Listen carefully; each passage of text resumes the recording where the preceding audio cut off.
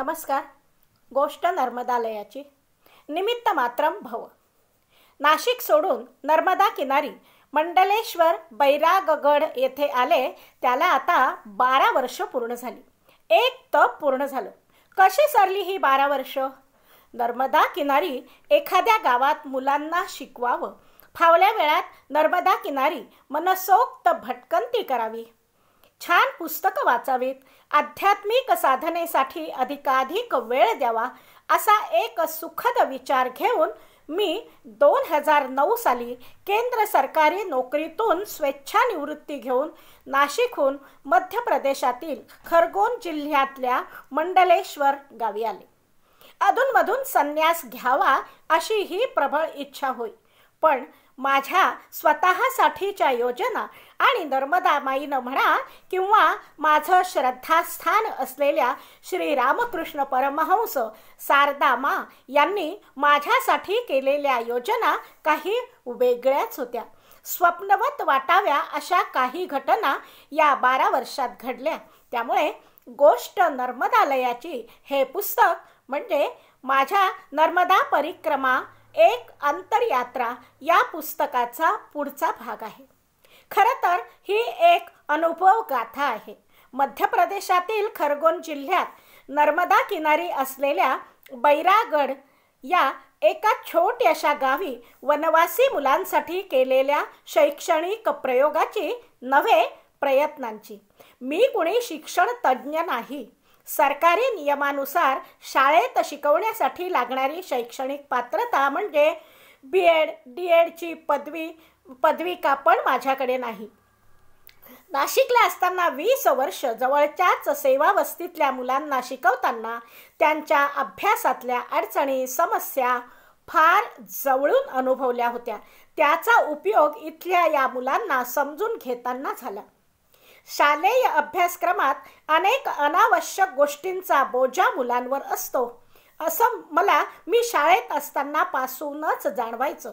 त्यामुळे पाठ्यपुस्तकातील आवश्यक तेवढाच मुलांना समजेल तेवढाच भाग शिकवून प्रत्यक्ष जीवनानुभव त्यांना द्यावा या विचाराने शालेय अभ्यासक्रमाच्या जोडीने सुतारकाम, वेल्डिंग, वीज जोडणी, प्लंबिंग, गोशाळा व्यवस्थापन, जैविक शेती, गृह व्यवस्थापन यासारखे विषय त्यांना शिकवायला सुरुवात केली. शालेय अभ्यासक्रमातला किती आणि कोणता भाग मुलांना शिकवायचा ते मुलं आणि शिक्षक ठरवतात. थोडक्यात आमचा अभ्यासक्रम आम्ही ठरवतो. नर्मदा किनारी शाळा वगैरे काढावी असा पुटसटचा विचारही मी नाशिकहून निघताना केला नव्हता.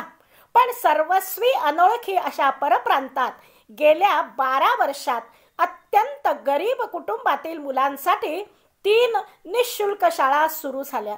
महत्त्वाची गोष्ट म्हणजे या 3 ठिकाणी शाळा सुरू करण्यासाठी जागा दान म्हणून मिळाल्या. सातपुडा विंध्य पर्वतरांगांमधील अतिदुर्गम भागातल्या वनवासी मुलांसाठी वसतिगृह देखील सुरू झालं. विज्ञान आश्रम पाबळ यांच्या सहकार्याने भारत सरकारच्या विज्ञान आणि तंत्रज्ञान विभागाने समर्थित असा फॅब लॅबचा एक अत्यंत महत्त्वाकांक्षी प्रकल्प 2022 साली आम्हाला मिळाला.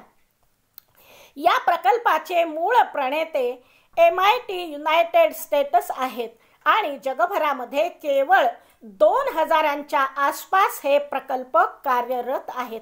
या प्रकल्पात अत्यंत प्रगत अशी यंत्रसामुग्री आमच्या विद्यार्थ्यांसाठी मिळाली.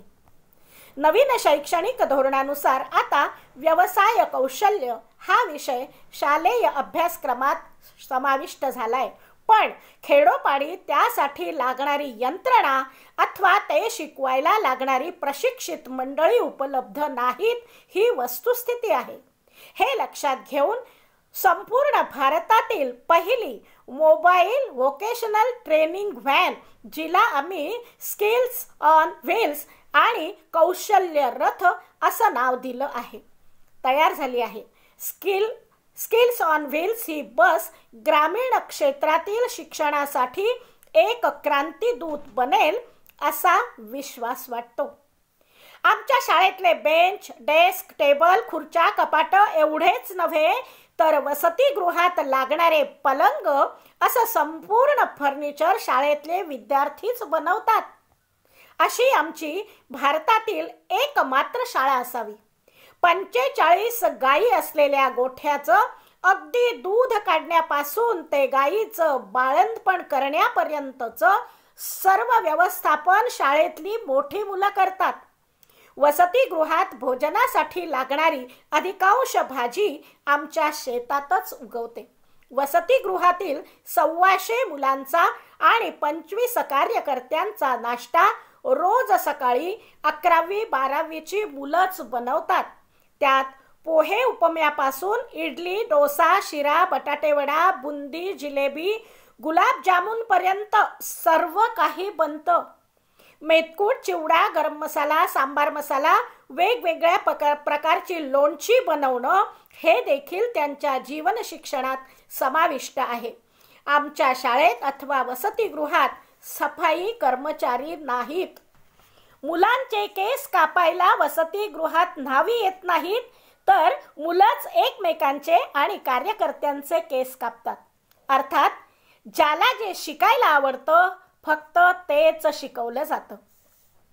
संगीत या मुलांना मनापासून आवडतं.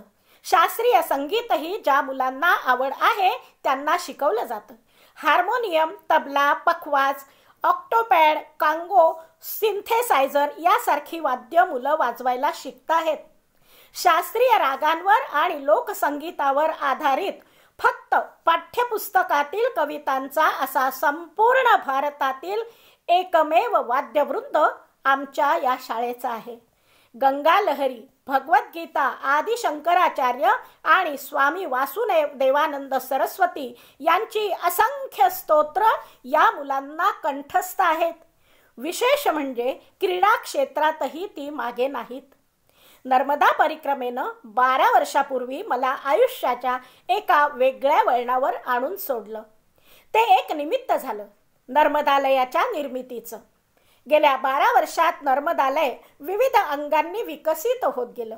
3 शाळा, वनवासी विद्यार्थ्यांसाठी वसतिगृह, रोजचं 450-500 मुलांचं मध्यान्ह भोजन, जैविक शेती, प्लंबिंग, सुतारकाम, वेल्डिंग याचं व्यवसाय प्रशिक्षण केंद्र, 2017 सालापर्यंत 1700हून अधिक विद्यार्थ्यांपर्यंत पोहोचलेली 15 समग्र शिक्षण केंद्र. हे सारं आज खरंच स्वप्नवत वाटतं. विशेष म्हणजे हे सगळं कुठलीही सरकारी मदत न घेता घडत आहे. समाजाने दिलेला भरघोस प्रतिसाद, प्रोत्साहन आणि गुरुतत्वाच्या आशीर्वादामुळे हे शक्य झालं. या प्रयत्नांना मला साथ मिळाली ती मनापासून काम करणाऱ्या आमच्या कार्यकर्त्यांची. गेल्या 12 वर्षाच्या अनुभवाला मी डिव्हाइन प्लॅनिंग अर्थात दैवी योजना असं म्हणते. भगवद्गीतेमधल्या निमित्त मात्रम भवचा तो अत्यंत सुंदर अनुभव होता. माझी आई इंदुमती कन्हैयालाल ठाकूर हिचं निधन 1984 साली झालं. तेव्हापासून स्वतःला व्यक्त होण्यासाठी दैनंदिनी लिहायची सवय लागली, तशीच स्वसंवादाचीही. अंतर्मनाशी झालेला तो संवाद नर्मदा परिक्रमा एक अंतरयात्रा या पुस्तकात मी सखी या व्यक्तिरेखेच्या स्वरूपात सादर केला आहे. ही सखी कधी प्रेमळ सल्ला देते, कधी फटकारते, कधी माझ्या निर्णयांवर टीका देखील करते, तर कधी साक्षी भावात देखील असते. तिला माझी फ्रेंड, फिलॉसॉफर, गाईड म्हणूया हवं तर. स्वामी विवेकानंद म्हणायचे, दिवसातून एकदा तरी स्वतःशी संवाद करा. असे न केल्यास तुम्ही एका चांगल्या व्यक्तीच्या भेटीस मुकाल. माझ्या आयुष्यातली ती सगळ्यात चांगली व्यक्ती म्हणजे माझी ही सखी. स्वामी विवेकानंदांच्या विचारांचा या सखीवर बराच प्रभाव आहे. माझा मित्रपरिवार बहुभाषिक असल्याने आणि अनेक वर्ष परप्रांतात राहिल्याने असेल कदाचित, फक्त मराठीत बोलायची मला सवय राहिलेली नाही.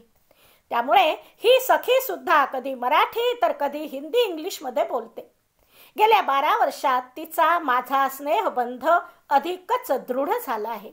गोष्ट नर्मदालयाची या पुस्तकात देखील वाचकांना ती अनेक ठिकाणी भेटेल. नर्मदा परिक्रमा एक अंतरयात्रा या माझ्या पुस्तकाप्रमाणेच गोष्ट नर्मदालयाची या पुस्तकाला देखील वाचक उदंड प्रतिसाद देतील असा विश्वास वाटतो. विवेक प्रकाशनने या पुस्तकाच्या प्रकाशनाची जबाबदारी घेतली आहे. त्यांच्या सर्व सहकार्यांना मनापासून धन्यवाद.